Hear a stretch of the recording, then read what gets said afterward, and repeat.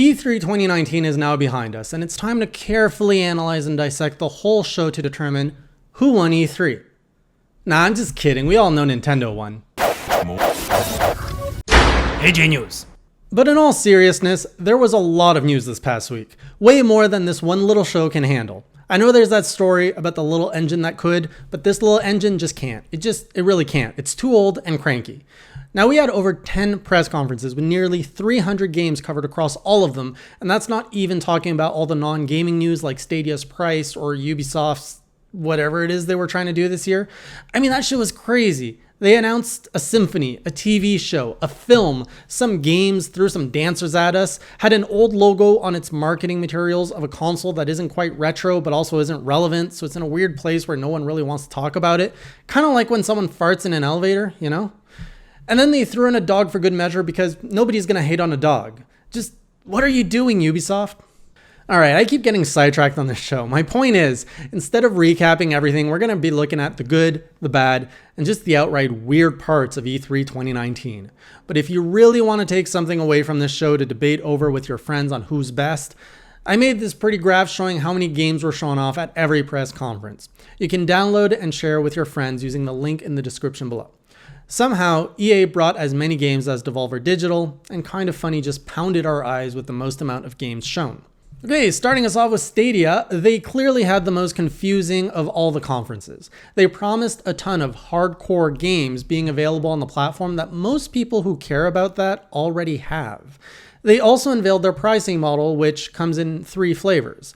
The Founders Kit at $130, which includes your exclusive Nightblue controller, a dongle, 3 months of a pro subscription for you and a friend, and the honor, no wait, the pleasure of choosing your very own Stadia name before anyone else. Pretty cheap price to get dibs on that NoobMaster69 gamertag. Now, the other 2 flavors are the pro subscription that costs $10 a month and lets you stream up to 4K with 5.1 surround sound, and you get some free games from time to time. And then there's the free model, which limits you to 1080p and stereo sound, which honestly will be the most popular choice.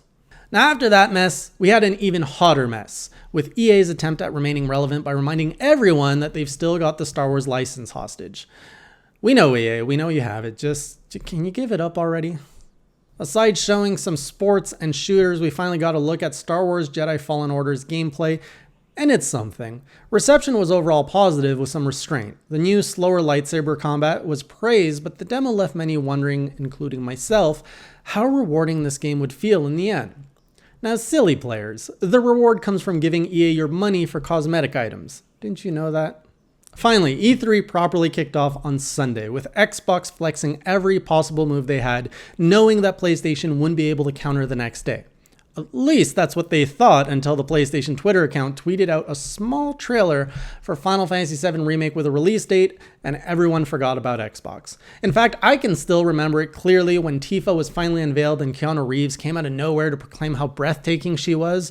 Best E3 2019 memory right there. Jokes aside though, Xbox's conference seemed to have a little something for everyone, offering games of all sorts, like those where you kill all sorts of shit, games where you'll shit yourself, games where you'll go, oh shit, or games that you just won't give a shit. Just overall, a lot of shit. Now, games aside, there were subscription models for consoles and PC revealed, hardware reveals including a new console and a new Elite controller, acquisitions, and even some booty. Alright, that last one's a little misleading. It was just a guy named Matt Booty, but damn, I'm a little jealous of his name. Could you imagine being addressed as Mr. Booty wherever you go? Or even introducing your family with that last name? Well, hello, I'm Mr. Booty, and this is Mrs. Booty, and these are my little booties. Or what about in sports where it's common to call players by their last name? And there he goes, he's on a breakaway, oh, look at that booty go. Anyways, point is, it's a fun name. The retro scene received a surprising amount of love this E3, starting with Xbox's unveiling of Battletoads, bringing back everything you loved, including the bike sequence. Now, I thought we all agreed that no one liked that. Why is that back? Now, just about every conference tapped into the nostalgia scene this year. Bethesda brought out Commander Keen back from the dead, similar to how EA brought back Command & Conquer last year, and honestly, they should have just left it buried rather than defile him like that. Not all remakes are bad, however. Square Enix revived the long-lost Final Fantasy VIII in a proper remaster where Squall's face is actually visible now, and even Nintendo showcased a remastered Panzer Dragoon, a game long tied down to just the Sega Saturn for console play. Outside of the conferences, we also saw some new arcade cabinets from Arcade1Up, bringing back some arcade X-Men and Teenage Mutant Ninja Turtles games. Even Konami stealth announced a new TurboGrafx 16 Mini, along with a shadow drop of the Contra collection. Now, Konami has really done wonders for its reputation over the last couple of years. They know they got caught cheating with those pachinko machines, and they've just been quietly surprising us from the corner with these amazing releases, playing to their old fan base. We see you, Konami, and don't stop. Now, you might just redeem yourself if you release Metal Gear Collection on Switch, you know? Speaking of redemption, Bethesda tried their hand at it by kicking off their conference with... We have had an incredibly exciting year at Bethesda Game Studios. Given some of that excitement, impressed you're still here. A game we'd never done before. Had a lot of difficulties at launch. And we got a lot of well-deserved criticism.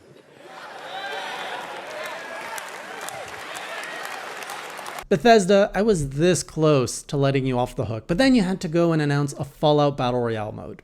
And this isn't your typical Battle Royale with 100 players, but rather with 50, because finding more than 50 players playing Fallout 76 was probably quite a challenge. Anyways, a reminder that the game is free to try this week if you want to go in and mess around with it. The rest of its showcase was pretty underwhelming, highlighted mostly by a crowd that thought they were at a cheering competition, and the new E3 darling, Ikumi Nakamura, whom a large portion of the internet has already pledged their lives to defend her.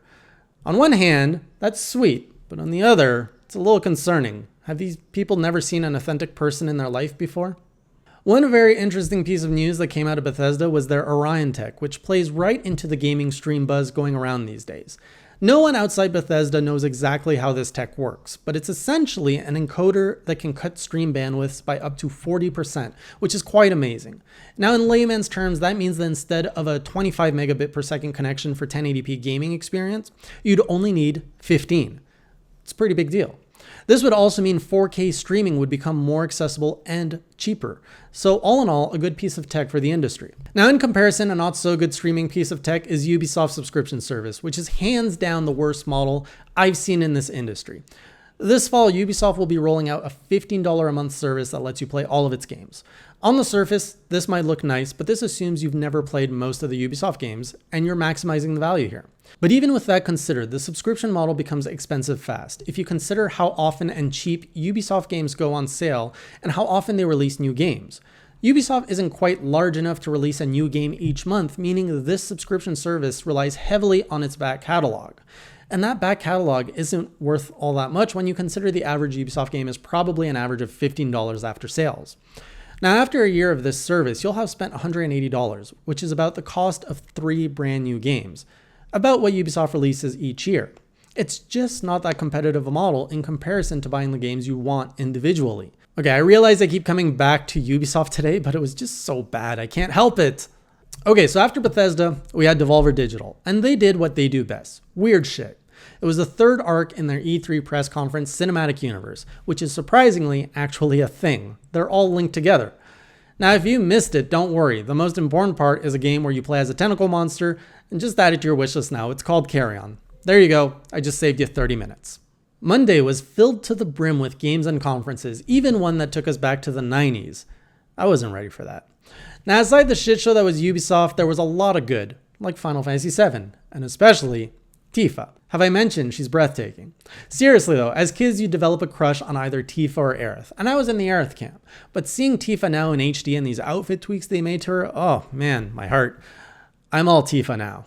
Alright, you've probably heard all the news about Final Fantasy VII, but with so many game announcements you may have missed the following. Did you catch that one game with the creepy spider sand ships?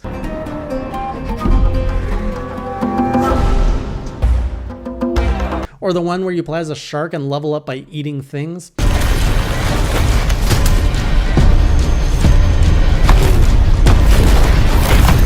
Or what about that Splatoon clone with chubby naked men? That's a thing now. Shake, shake, shake, Sinora, shake your body liner. Shake, shake, shake, Sinora, shake it all the time. Also, I know a lot of people were talking about that Avengers game, but I don't know. Something about it just feels off. The faces, they just give off this creepy vibe. And I get they're not based off the cinematic universe, but something is just not right here. I mean, Peter Parker in the Spider-Man game is a complete new render of the character, and he doesn't give off the creepy look those Avengers do. Also, let's not forget the too good to be true promise of all this free content that will constantly roll out for the game with no subscription fees. Right, and next you'll tell me EA hates loot boxes. Come on. Now, speaking of which, Square Enix also pointed out they wouldn't include any random loot boxes. The key word here is random. I'm sure they'll just call them something else, like, I don't know, an Avengers Happy-Go-Lucky box. On Monday, we also had a hidden little nugget of an announcement in the cringy Limited Run Games conference. If you missed it, consider yourself lucky you didn't sit through 1 hour of this. And Douglas Bogart.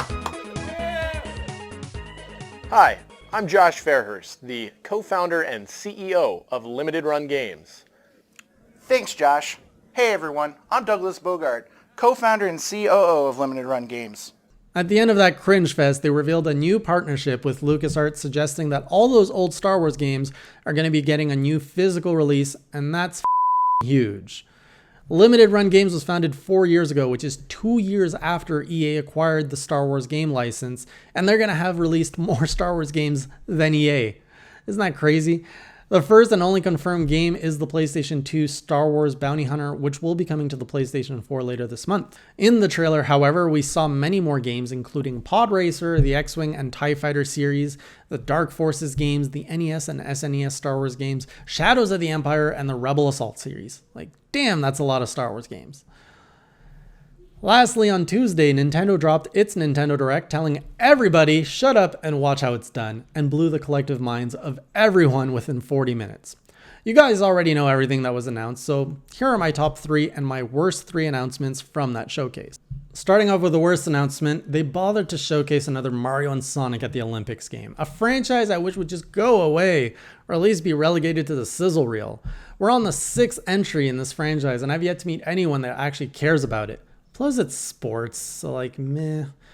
They did catch my attention with that 1 second retro clip, and I really wish they talked about that more. Like, what was going on there? Are they adding a full-on retro mode? The other 2 most boring announcements were all those zombie games, which honestly all blur into one game for me. That Resident Evil 5 and 6 trailer felt really out of place with an unnecessary long live action segment. Then there was Dead by Daylight, also mentioned in the sizzle reel, which is a big snooze for me. Looking at the best titles though, it's no surprise Breath of the Wild 2 was my favorite moment. I simply can't wait for that. Then there's Luigi's Mansion 3, which also looks really beautiful, and as someone who's not touched that franchise, I look forward to jumping into it this fall. And finally, I have to say Astral Chain is looking really damn good. The chain mechanics in that just look so satisfying to pull off. I need to play a demo, like I need to try that game out. And then in terms of most surprising announcements, I was absolutely shocked at the Banjo and Smash announcement, which clearly tells me anything is possible for Nintendo now. Also, The Witcher 3 coming to Switch is huge, showing what you can do with some effort. That was a huge technical challenge and they overcame it. And lastly, there was the Dark Crystal game, which caught me off guard. I've always wanted that franchise to grow out from its 80s film roots, and it's finally happening. While the Netflix reboot was a surprise, a game for it is even more surprising. But it still kind of looks meh, so we'll see. And that's E3 2019 in a nutshell. Thanks again for joining me. I'll see you next week, and until then, keep it classy.